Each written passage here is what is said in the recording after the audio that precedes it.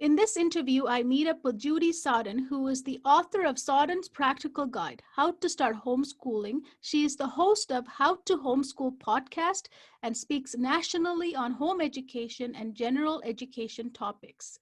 She is a corporate attorney over 20 years. Judy has homeschooled her 2 children for 8 years. Let's welcome Judy.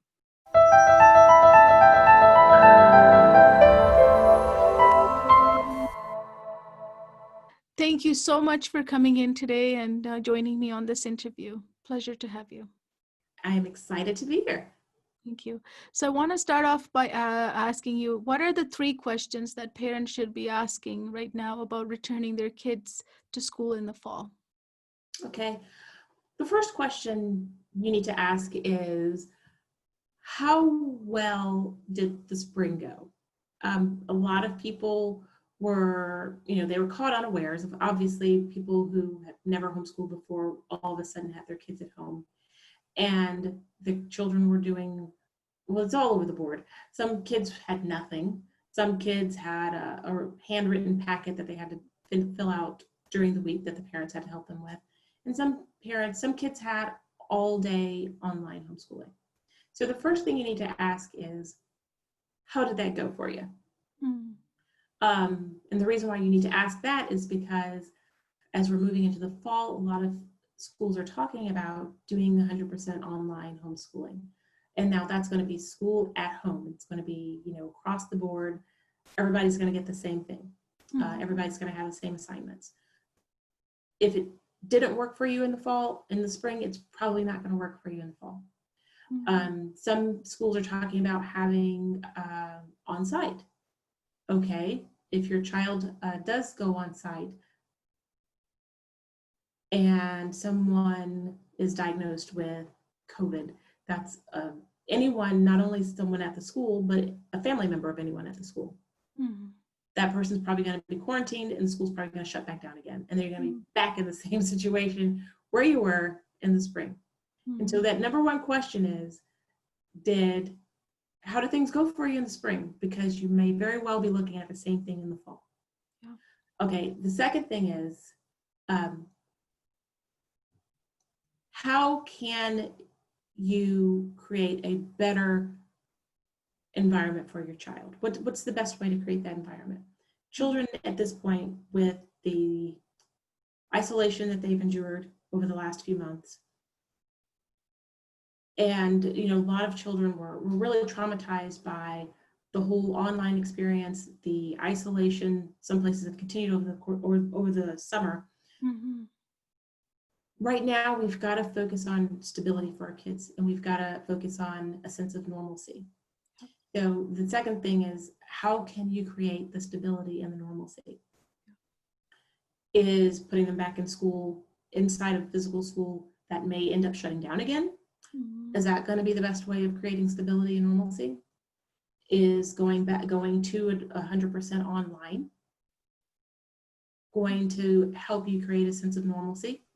And so that's the second thing. How are you going to create the stability and normalcy that your kids desperately need right now?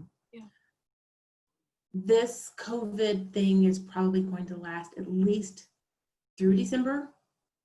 And so I'm not asking you to plan for the next 10 years of your kids' education, but let's just look at the next 6 months or maybe the next 12 when I'm talking about this. So, okay, so the first one is, how does the spring work for you? Can you handle that in the fall? Next is, how can you create this sense of normalcy and stability? And then the third is, based on 1 and 2, what can you do to create the optimal education environment within your family's structure and needs? So for example, if you have 2 parents who work outside the home, let's start looking at ways that we can create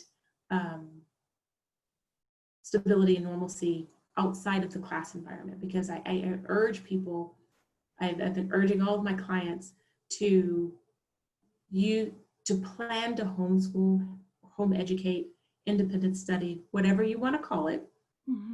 Make that your plan A. Yes. Because sitting back and waiting for what the school's going to do, fretting over it, and then being at the mercy of their changing policies. And it's not their fault. The government is changing policies, the CDC is changing policies. Nobody really knows what's going on. And so rather than sit back and be at the mercy of that, be proactive. So based on 1 and 2, what can you now do to create the normalcy and stability and the best educational environment for your child? So those are my 3 questions to ask. I know it's a lot, but it's something parents need to start thinking about today. Yeah. Really. Especially, those questions are going to get you thinking about, not thinking about what am I going to do, but instead of what can we do, right? Like it's a Yes. proactive way of Yes. dealing with this choice. And also you want to give our kids a sense of stability, as you said, and they can't feel us feeling that fear. Like if I feel it, my son can feel it, right? They're very good at sensing that, right? That's exactly right. And you make a good point, because a lot of the anxiety, a lot of people are experiencing high anxiety and fear. And we are giving that to our kids. And the children, honestly, have already, over the last couple of years, with the active shooter drills and all this other stuff that's going on in the schools that kind of create that sense of fear and anxiety in them. Now we are adding this on top. Mm-hmm. This is a lot for little minds to take. And so the more that you can show that you're being proactive, that you're taking control, that will help to lower your children's anxiety and their own fear, because we don't want to pass that on to them. That's a very good point. Mm-hmm. And when they're doing these questions, they could do it as a family. Do you recommend doing it with the kids, or like doing it as a parent? Like, what is your recommendation? I would say, what I would say is, as a parent, maybe kind of come up with some solutions, maybe, option 1 and 2, and presenting it, because it is very anxiety producing for parents. Yeah. And so if you're in that space, you need to get yourself to a point where you can discuss these things in where your level of anxiety is low. So if you've already had this, if you've hashed it out with your co-parent or with whomever, and you've kind of narrowed it down to a couple of things that will work, you can present it in a much better way to your children who are watching you. Kids watch us everything we do. They watch. They may not listen to what we're saying, but they're watching us. Yeah. And so that way you can present it in a better light. I think if you've already decided that, yes, I'm going to present these 3 options, and I know any of these options will work. Yes. I mean, they do deal with it really well, the kids, because my son had his dad was sick in last July. He had a heart attack, massive heart attack, and he was on life support. And it was my first time dealing with someone that's really close, right? And he's only 12 at that time. And I was like, okay, how can I explain this to him? Like, what way would it make sense to him, right? And then I sat down and I said, okay, like I'm pretty good with math and systematic way of thinking. I said, okay, let's put that to effect and see if it works. I just gave it a try. And I said, okay, here are your 6 options, Jay, like to my son. Either one of these is going to happen. Like you just need to be ready. So I just kind of started with the good one. He's going to come out and play, and we're going to be in the park and doing stuff, until all the way to he might not make it. But these are the 6 things. So I gave him a lot of different ones in the middle. I didn't want to give 2, but I gave him 6. So I went from really, really beautiful to really, really bad, right? But he was like, after that, if I'm ever sad, or if I'm driving him to hospital and if I'm sad, he would say, Mom, one of the 6 things will happen. Why are you worrying? That's right? Awesome. He started reusing back at me. Yes. I said, oh, wow, that was so powerful. Yes. It was my first time trying it. So kids do really understand when you give them a systematic way of thinking of a situation, which is what we're in right now, right? Absolutely. So going with plans and talking to them really works. I saw it firsthand work last July. That was my state. I had to figure out how to tell him, but he did make it back. He got his first choice. His dad is very happy. So he understands now how the system thinking works. That's great. I think that a lot of people, kids can take more than what we give them credit for, but you led that. So you thought about it beforehand and you led, and now your son has picked it up. And I think that's awesome. Yeah, and that's what I think, as you're saying, and my mind is going through that example, is what I think parents could present right now. And I've been talking to my son now about it too, but his choice is still, he's going to high school. This is first year in high school. He's like, I really want to go, Mom. I really want to go. I said, okay, we'll Yeah, see. We'll sure. see, right? We're still on that bargaining table, still. Yeah, But as yeah. they get older, it's difficult too, right? Because they do have a mind of their own. They have their friendships, and then you have to be careful. I think it's a little bit of a I think that we, even with friendships, if they can continue being friends even if school is an end. and yeah. I my daughter texts her friends and she FaceTimes them, and we haven't gotten together with any friends. No, we have gotten together with one set of friends. We went on a hike, so we were outside, and but other than that, we haven't gotten together with any friends. But they've been keeping in touch Mm-hmm. in many ways. So it's different, but you can still do it. It's not No, insurmountable. I mean, look at us. We're on this Yeah, call, that's right? right. Like we're connecting. So yeah, kids will be fine. I mean, it's if it's the best choice for the family and the child, right? Yes. But something else you also said earlier was that parents have noticed that their kids are working better during this fall, in the springtime. They notice something about their child, Yes. right? Can we go Yes. over that a little bit? Yeah. So, some children who have maybe were struggling in school, and even some kids who weren't struggling, have found that the condensed workday, they're shocked to find that they can actually get their schoolwork done in 3 hours, 4 hours. So, just take an example of a child that I know. They're up at 6:30. They're on the bus to go to school. They're in school by 8:30. They're in school all day until 3:30, and then they are bused home. So it's 4 o'clock now. And then once they get home at 4, they have sports practice. So by the time they get done with sports practice and eat, it's 8, 9 o'clock. Yeah. This child's grades were suffering big time, and he'd always struggle in school.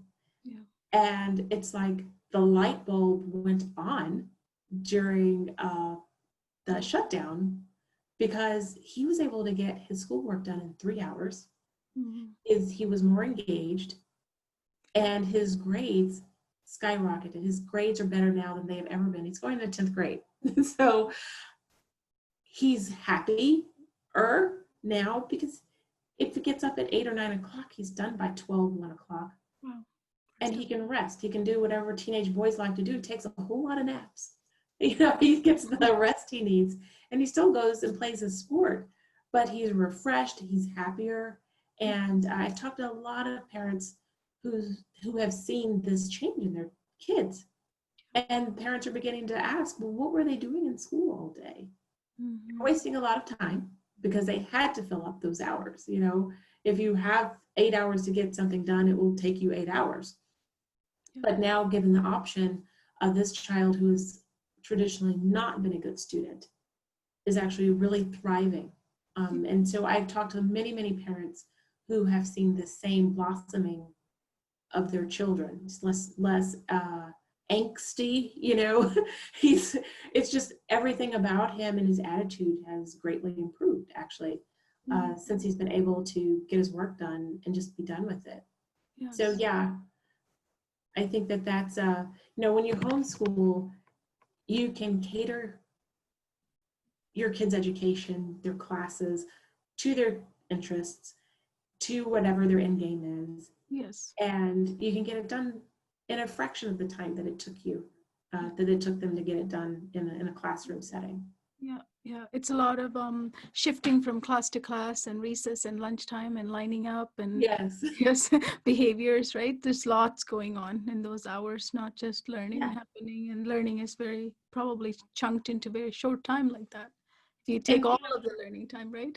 yeah, I mean, it really is. And when you think of a child who's easily distracted, who's having difficulty learning in that kind of environment, having the quiet environment of home without the distractions can make the difference. Yeah, best environment for him. Mhm. Yes. Why do you say that home education is better than private school? So a lot of people say, okay, well, public school is public school, it's a government school and Yeah. they're teaching to the test and all that. So they will opt for private school.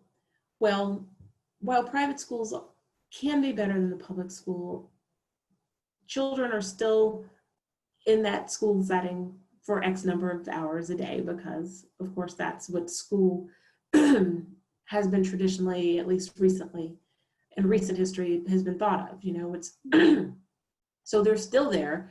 They're still having to fill in a lot of stuff. And then lastly, while a private school may have a slightly broader range of classes, unless they're at one of the really large classes here. I live in Atlanta, so here in Atlanta they have some really big private schools that may have a broader range of classes that a child could take in a public school setting. However, when you homeschool, and what no school can do because they have too many students, you can truly cater your child's learning. So for example, with my son, he struggled with language arts. And so we were able to keep him barely, just on grade level, but he excelled in math. He was able to run years ahead in math. I was able to read the history to him, read his science to him. I was able to do all of these things to keep him years ahead in all the subjects. And in the English language arts, we just kept plugging along. He never knew he was behind. He was never sent to, a different class for the slow kids. He never experienced any of that.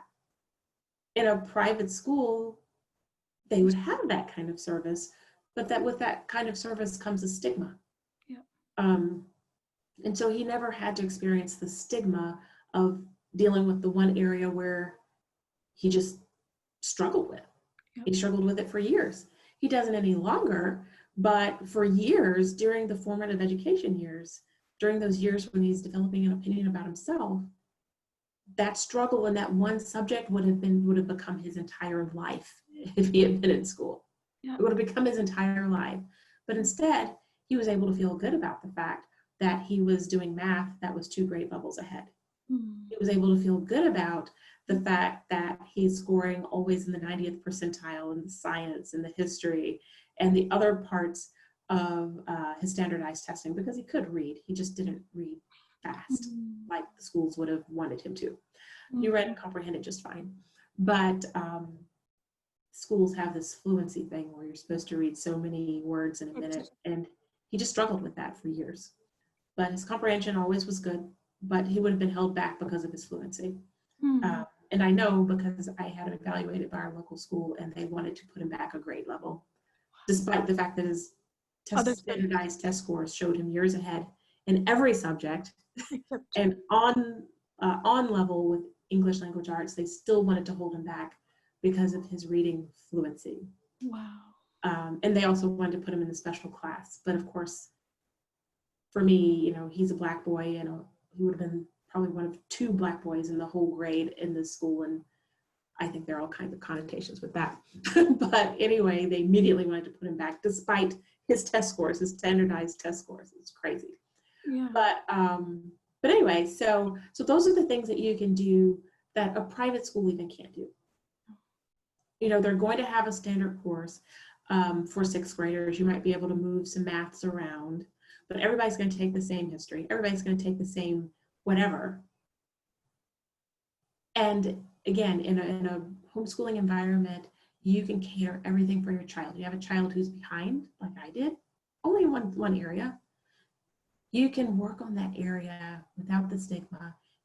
And the beauty of it is that you can really let them fly in the areas where they excel, so that is what they're thinking of. They're thinking of how awesome it is that they can explore this and they can explore that.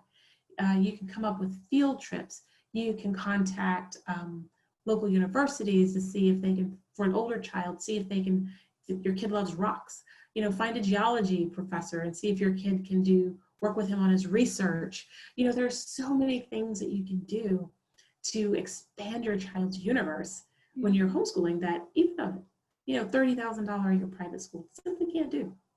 No. And you can, even if you need help in one area as a parent, if you're not able to help them, you can always get somebody to help, even just in that area. Like, for example, math and science sometimes, right? Or English even, right?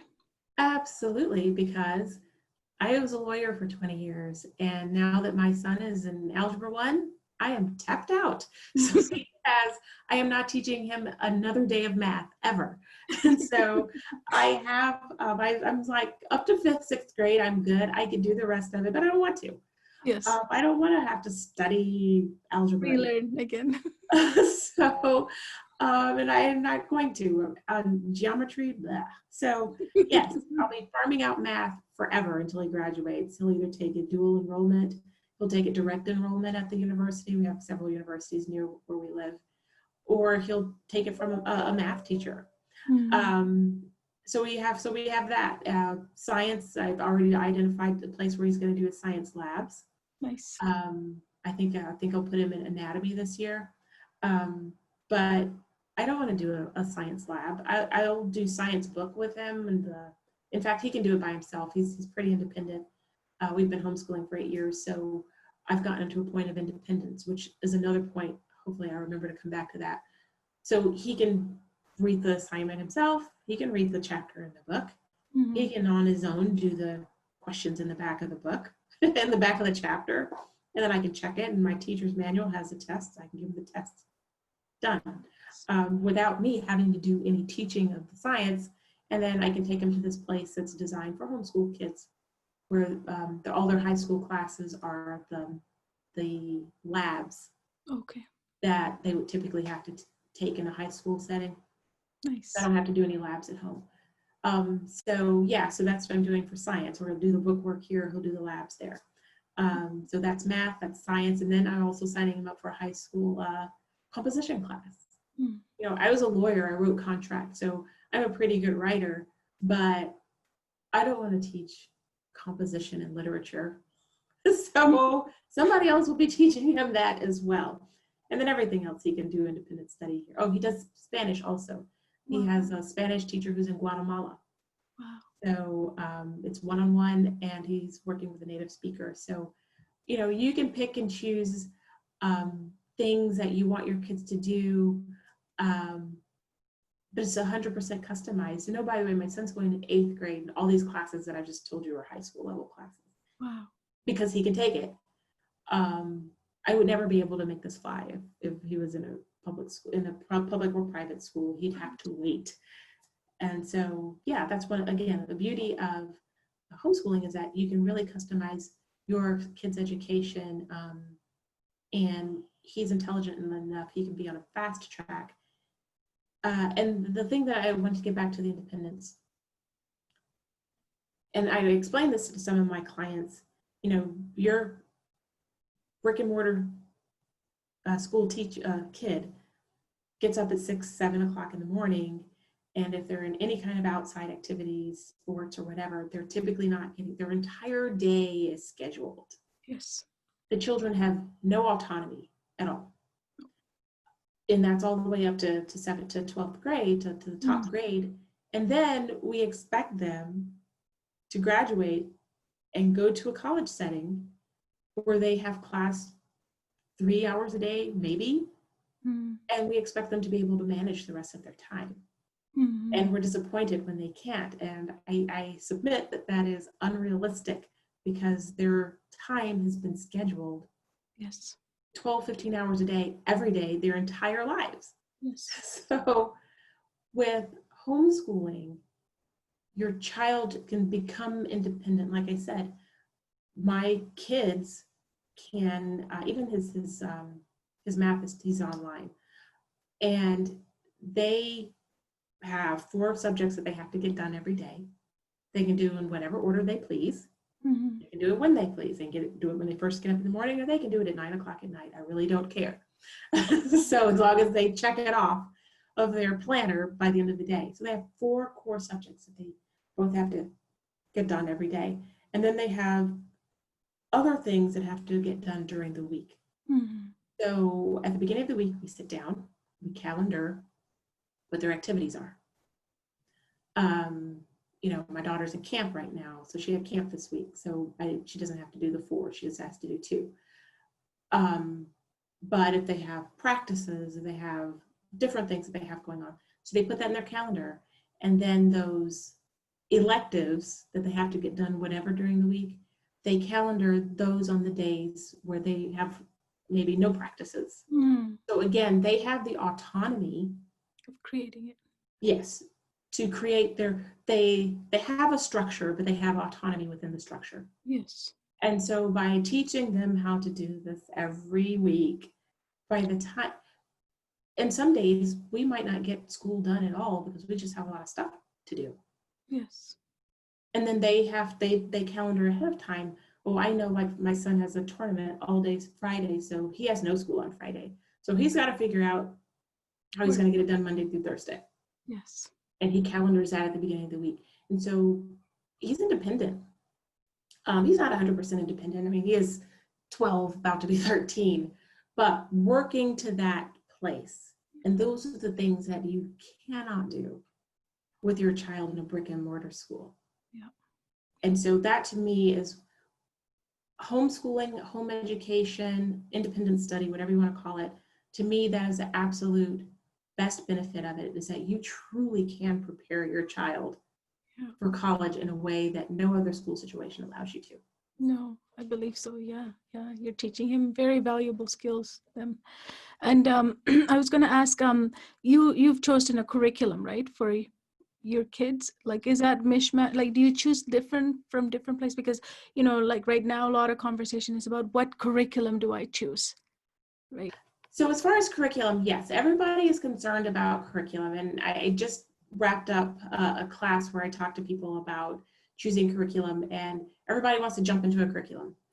And a couple of things that I tell people that they need to back it up. Before you jump into a curriculum, you need to think about certain things. You need to think about, first off, what are your laws in your state? Because every state here in the US has a different homeschool law. I don't know how it is there in Canada, but every state here has a different homeschool law. So first thing you have to do is know what the laws are in your state, learn what you have to do, what classes you have to cover. So that's the first thing you have to do. You have to know what you have to teach before you just jump out into a curriculum. Okay, so that's the first thing. Second thing you need to do is think about what your schedule is. So if you've got little kids, if you've got a kindergartner, 90 minutes a day is probably the max all that a kindergartner needs. And that's the max, that's on the high end. All the way up to a high school senior, probably 4 hours. Because reading a lesson doesn't take long. Kids might be in a classroom for an hour, hour and a half in a school, but I could get any math lesson that I've ever taught my kids taught in 15 to 20 minutes. And then they can do their homework and be done in 30, 40 minutes. Okay, so we're done with math in 30, 40 minutes a day. It just doesn't take that long. And so when you're thinking about homeschooling, even if both parents work, there might be 2 or 3 hours a day that you could commit to homeschooling, and your kids could do independent work on the other times while you're working. And so before you choose curriculum, figure out what your schedule is, figure out what you have time to do, because that's going to dictate what curriculum and what kind of curriculum you get. If you know that you've got 3 kids and you only have 2 hours a day that you can dedicate to sit down with them, you're not going to choose anything that's a classical curriculum, because it's highly literature based. It's a lot of writing involved, and you just don't have time to implement it. And so you've got to sit down and really be honest with yourself about the kind of time you have. Or if you can hire a tutor or a nanny to help supplement it. If you can hire a tutor or nanny, then the possibilities are wide open. But if you're going to try to do it yourself, you've got to be honest with yourself about how much time you actually have. So again, before you choose curriculum, so look at your laws, look at how much time you have. And the next thing is look at your kids. You've got to figure out, do an assessment. And I always suggest that people do an independent assessment, Okay. because schools always will give you their own assessment, but it's my experience that they are typically colored by, if any teacher had any problem with your kid, your assessment's going to be colored by that bias. And so I recommend people do their own assessments. And there are a number of ways that you can do this, free or low cost. You don't have to, everybody doesn't have to go to a psychologist and have an evaluation, but to assess them, because like I said with my son, you might see a kid who maybe made all A's, Yeah. but you actually find that they were able to fake their way through maybe this subject and this subject, and they actually really have some gaps. Mhm. And so it's okay if you get, now I know, okay, I have a kid, this kid is maybe behind in math, maybe they have some gaps. So instead of getting, if they're going to sixth grade, maybe instead of getting the sixth grade curriculum, I'm going to get the fifth grade. Yeah. Because it's okay, because you can run through it really fast and the stuff where you can see that they don't have a gap, but then on the stuff that they do have a gap, you can spend that time, close that gap, and then you probably can get through the entire curriculum in 6 months, and then you can move on to the sixth grade, so that if you decide to put your kid back in school next year, they won't have any more gaps. So, because those gaps will catch up with them as they get older. So now I encourage people to take this time as a gift, Yes. because it can help you to close a lot of those gaps and help you to remedy some of the things that you knew or didn't know, Yes. your kid had issues with. So that's the next thing. Do an assessment, figure out where your kid is in each subject, because your kid might be at different places in different subjects. Yes. So now that you've gathered all of this information, then you're looking at whether you want online curriculum. I don't recommend 100% online curriculum for any kid, maybe unless they're in 11th or 12th grade, because they do need some in-person.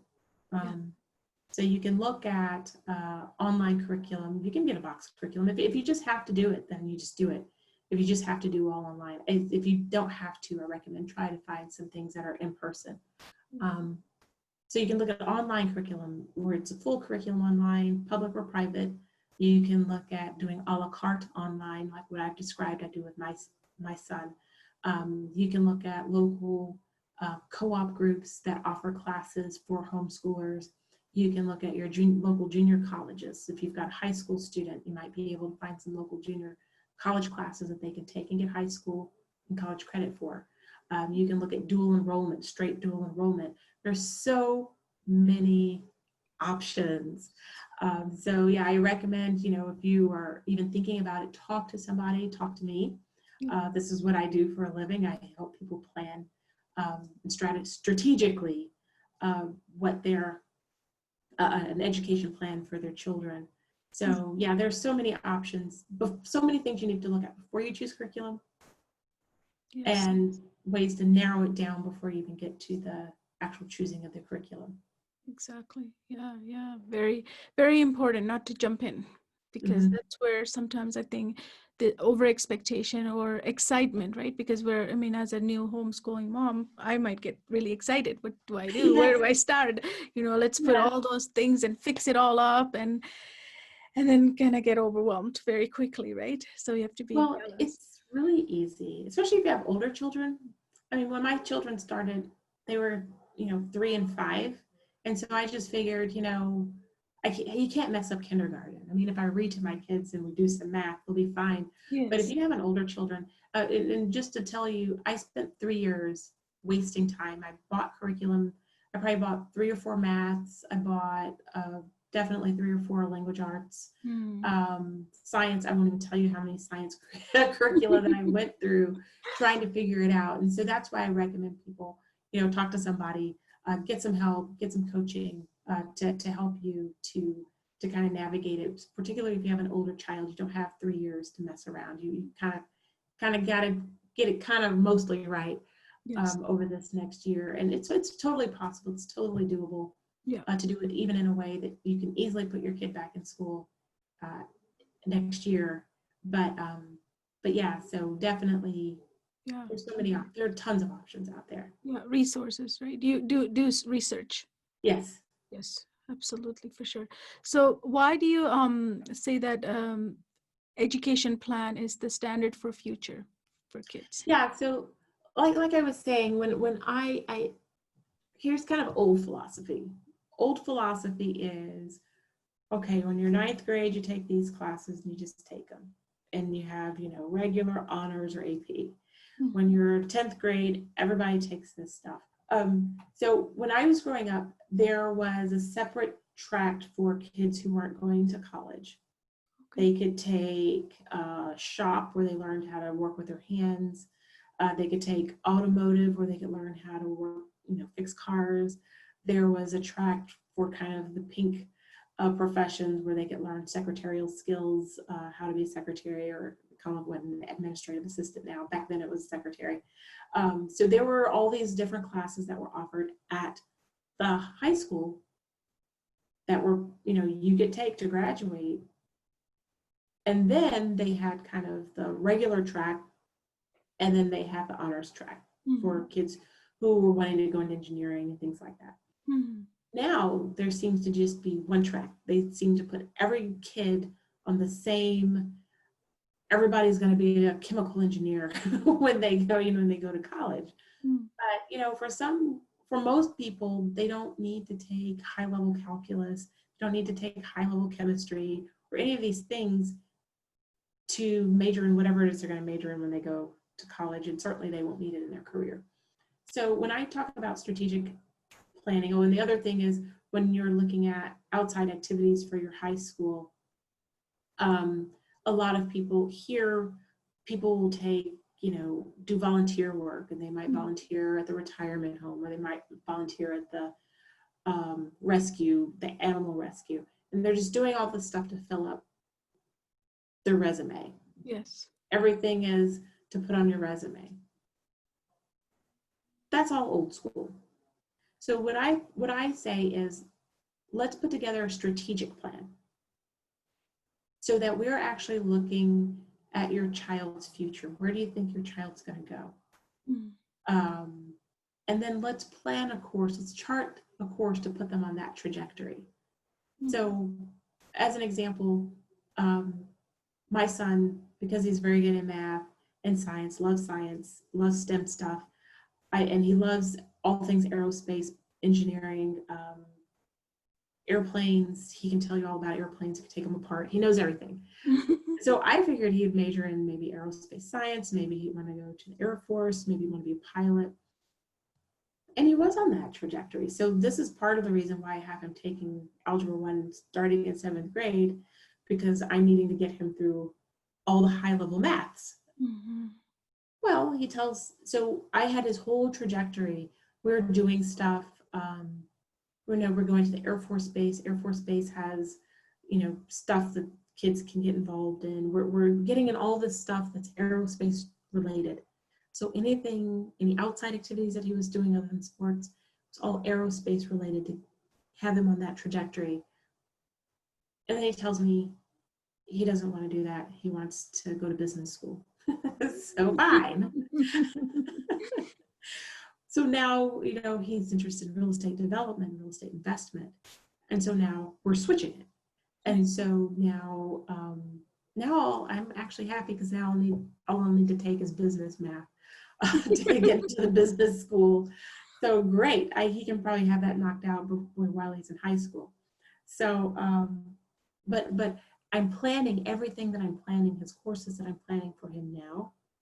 I'm planning them. I'm not simply signing up because this is what everybody takes. Yes. So, if he's going to have to take accounting when he's in the business school, we might be able to have him take an accounting class at the junior high school, at the junior college. He might be able to get out of that requirement by the time he gets to college. And so I'm planning everything strategically, because when he sits down and he's ready to write his essays for his college admissions, any kid, they've got to be able to write a story. And most kids don't have a story to write. But if they've spent every year for the prior 3 or 4 years, working with a real estate developer, or shadowing this person, or getting involved in real estate deals, things like that, that really helps them to write their story.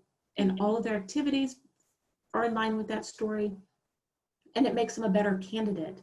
You know, schools are not looking for just well-rounded, oh, I was in the Spanish club, I was a captain of the football team anymore, and I have good grades.